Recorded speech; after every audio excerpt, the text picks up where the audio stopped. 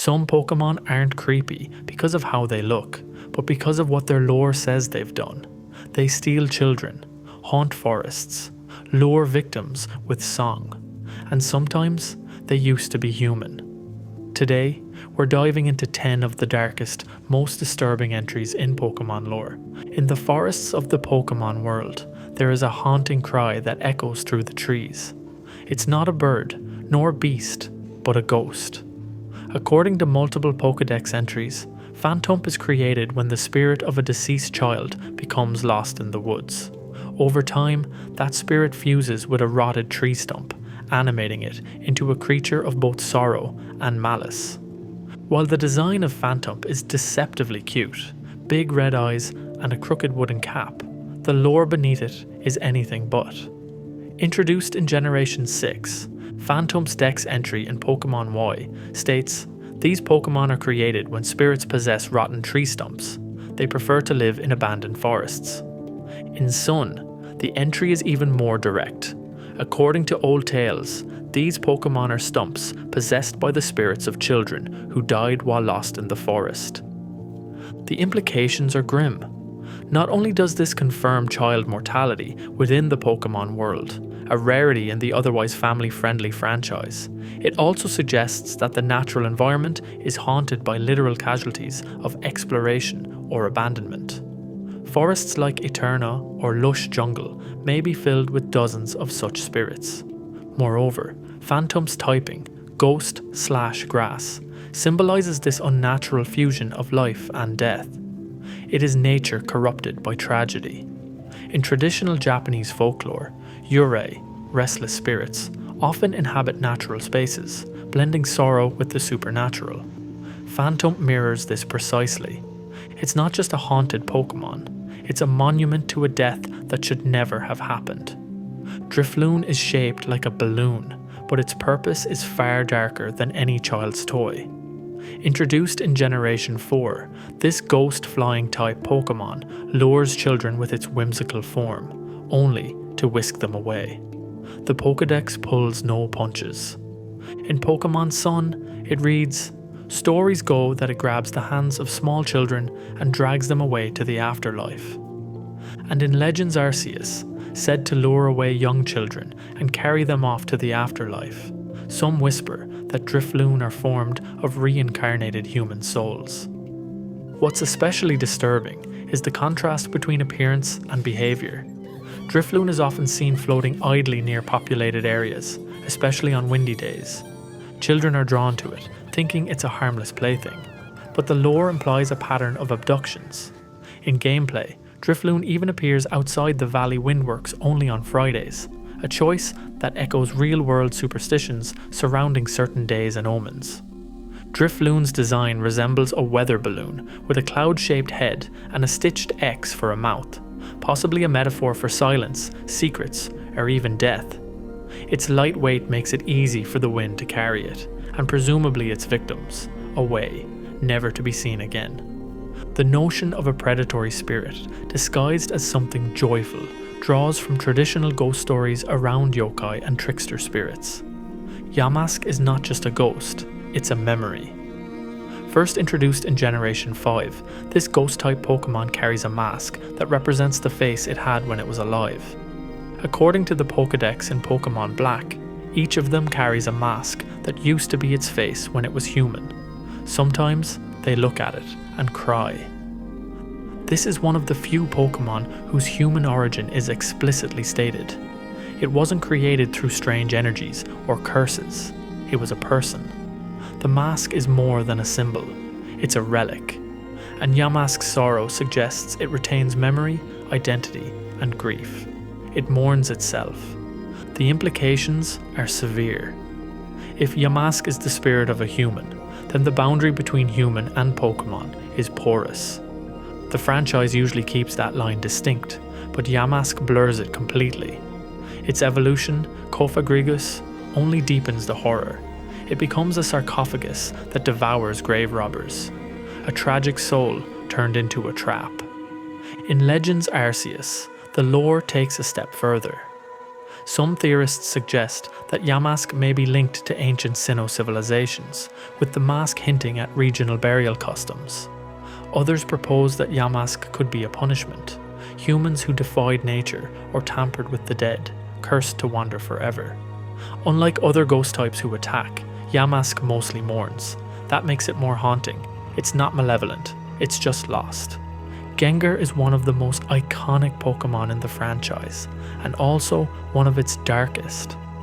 First introduced in Generation 1, this ghost poison type is often portrayed as mischievous, even playful, but beneath the grin lies something far more sinister.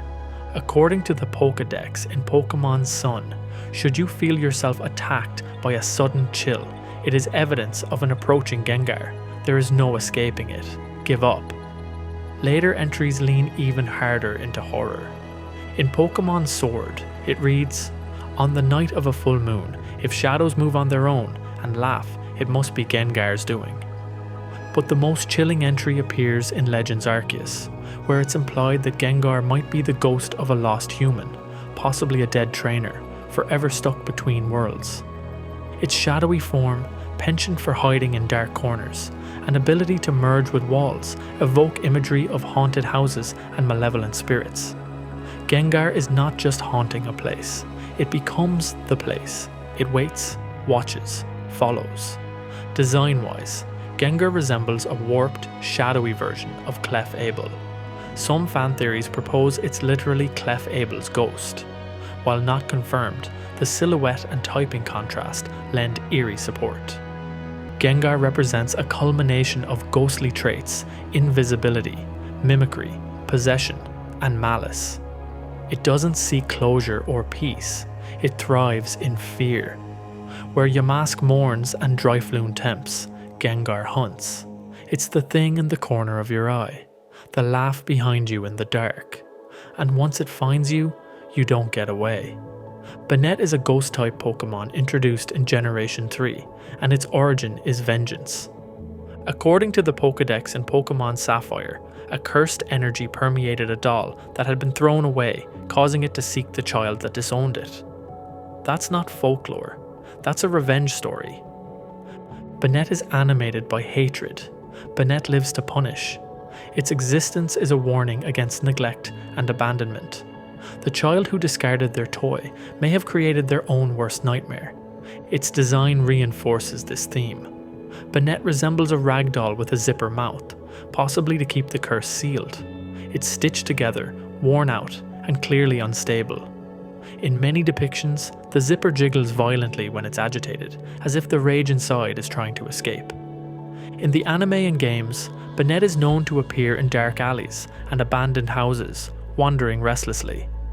Its evolution from Shuppet, a spirit that feeds on negative emotions, suggests Banette is what happens when bitterness becomes corporeal. There are parallels to Tsukumogami in Japanese folklore, everyday objects that come to life after being neglected for 100 years, sometimes hostile to those who threw them away. Banette modernizes that idea. It's not a ghost of a human. It's the curse of an object made real.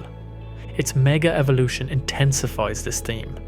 Its body rips open, overflowing with energy, vengeance uncontained. Banette doesn't want to scare you, it wants you to regret, and it never forgets. Froslass is elegance wrapped in death. Introduced in Generation 4 as an ice ghost type evolution of a female Snorunt, it draws direct inspiration from the Yuki-onna, a vengeful spirit from Japanese folklore that freezes men in snowstorms. The Pokédex entry in Pokemon Moon states, when it finds humans, or Pokemon it likes, it freezes them and takes them to its chilly den, where they become decorations. This isn't a misunderstood ghost. Froslass is selective, purposeful, and predatory, and what it does with its victims is methodical. They're not eaten, they're displayed, frozen forever like trophies or ornaments in a glacial mausoleum. The choice to make Froslass female only ties back to its folkloric roots. In Edo period ghost stories, Yuki-onna lured travelers off mountain paths with her beauty, then struck once they were isolated. Froslass, with its mask-like face and flowing kimono silhouette, mirrors that precisely. Even its cry is chilling, both in-game and thematically. Unlike many ghost types whose origins are tied to death or loss, Froslass is about coldness, emotional and literal. Its den is never shown, but descriptions paint it as an Arctic tomb. The implication is that there are dozens, maybe hundreds, of perfectly preserved bodies entombed in eternal frost. Froslass doesn't kill for survival or revenge. It kills for company, or worse, for aesthetics. That makes it uniquely terrifying a ghost that doesn't mourn or forget, but one that curates, carefully, beautifully, and permanently. Cacturne is a grass dark type Pokemon introduced in Generation 3, and unlike many ghost types, it isn't dead, but it may as well be. The Pokédex in Pokemon Emerald notes, if a traveller is going through a desert in the thick of night, Cacturne will follow in a ragtag group. The Pokemon are biding their time, waiting for the traveller to tire and become incapable of moving. This isn't a jump scare Pokemon, it's slow, patient, and predatory. Its horror lies in inevitability. Cacturne doesn't strike in rage or vengeance, it waits, and when the sandstorm ends and the footsteps stop, it feeds. The creature resembles a humanoid cactus scarecrow, stitched together with jagged arms and a lifeless grin. Its body is adapted to conserve water, a trait tied directly to its hunting strategy. It thrives in desolation, outlasting anything with a heartbeat. It doesn't need speed or strength, just time and the desert's silence. Cacturne's behaviour mirrors tactics used by desert predators and even some historical ambush strategies. In ancient times, bandits and nomads sometimes tracked isolated travellers for hours or days, striking only once exhaustion took hold. Cacturne echoes that same slow, psychological terror. It's also notable that Cacturne moves in groups, not a lone hunter, but a pack, silent and relentless. You may never know they're following until it's far too late. Among Pokemon that symbolize fear, Cacturne is unique. It doesn't haunt or scream. It simply shadows you, step for step. And it never needs to run, because in the desert, you will always stop first. Mimikyu is one of the most unsettling Pokemon in the series, not because of what it does, but because of what it is. Introduced in Generation 7, Mimikyu wears a crude disguise resembling Pikachu. According to the Pokédex in Pokémon Moon, its actual appearance is unknown. A scholar who saw what was under its rag was overwhelmed by terror and died from the shock. That one line turned Mimikyu from a sad mascot into a myth-level threat. It hides itself not for stealth or shame, but because being seen is fatal. Most ghost types scare. Mimikyu kills by accident. The disguise is a desperate attempt to be loved. Pikachu, being the franchise's icon, is adored. Mimikyu tries to mimic that form, hoping for affection it can never naturally receive. But the result is a misshapen costume with dead eyes and drooping ears. It doesn't charm, it unsettles. In the anime, Mimikyu's hatred of Pikachu is violent. It attacks without provocation, possibly out of jealousy or rejection. This isn't a friendly ghost. It's a soul warped by isolation and envy. Even its typing, ghost, fairy, is a paradox. The fairy type often represents light, love, and charm. In Mimikyu's case, it's a cruel irony. The love it wants is out of reach, and the terror it causes is unintentional. Mimikyu is fear wearing a mask of innocence. It begs not to be seen, not to be known. And the most terrifying part is that it didn't choose to be this way. It was made lonely, and now it hides behind a corpse of joy. Duskull is the face of death in its purest, most literal form. Introduced in Generation 3, this ghost-type Pokemon wears a floating skull as a mask, and its body is little more than a dark wisp. According to the Pokédex in Pokemon Ruby, Duskull can pass through any wall no matter how thick it may be. Once this Pokemon chooses a target, it will doggedly pursue the intended victim until the break of dawn. Its design is clearly inspired by the Grim Reaper, a skeletal face, a hooded silhouette, and an unwavering commitment to follow. What sets Duskull apart is its behaviour. In Pokémon Diamond, it's said to spirit away bad children who misbehave. In other words, it's a supernatural deterrent, like the Boogeyman, but with a Pokeball entry. The lore reflects old-world parenting techniques, frighten children into obedience with stories of unseen forces that punish those who stray. Except here, it's canon. Duskull exists, and it takes children. Its stalking behaviour resembles that of a wraith or death omen, harmless until it isn't, and impossible to shake. It phases through walls, moves silently, and keeps coming. You don't know when it chooses you, only that once it does, it doesn't stop. Unlike many ghost types that show emotion, grief, vengeance, loneliness, Duskull shows nothing. It has no motive, no sorrow. It is death as a force of nature, silent, expressionless, and inevitable. You don't escape Duskull. You wait for dawn, and hope it decides not to take you. Gourgeist is a creature of ritual. Introduced in Generation 6, it's a ghost grass type Pokemon that resembles a carved pumpkin with flowing hair and glowing eyes. At first glance, it seems festive, perfect for Halloween. But its Pokédex entry in Pokémon Y reveals its true nature, sings joyfully as it observes the suffering of its prey. Gourgeist lures victims with song.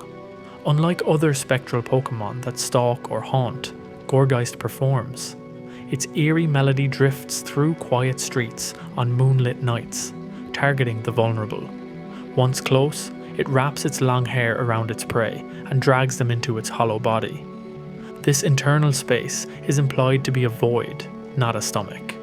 Victims vanish, consumed not in the biological sense, but spiritually erased. They don't rot, they're gone. Gourgeist isn't feeding, it's collecting. It comes in various sizes, small to super, each with slightly different personalities. The larger the Gourgeist, the deeper its voice, and the more aggressive its behaviour. This variable nature adds unpredictability. You might meet a passive one, or something far worse. The idea of singing spirits is rooted in global folklore. Sirens, banshees, and even Japanese ubum lure with sound, then strike when defenses drop. Gourgeist fits perfectly into that tradition. It's festive, charming, and fatal. Of all the ghost types, Gourgeist is the most performative. It stages its hunt like a celebration, and when it finds a victim, it doesn't attack in rage or hunger, it sings, and the last thing you hear is joy. Thanks for watching. Pokemon lore can get seriously dark, so who do you think is the scariest Pokemon? Drop your pick in the comments, and don't forget to like and subscribe for more content like this.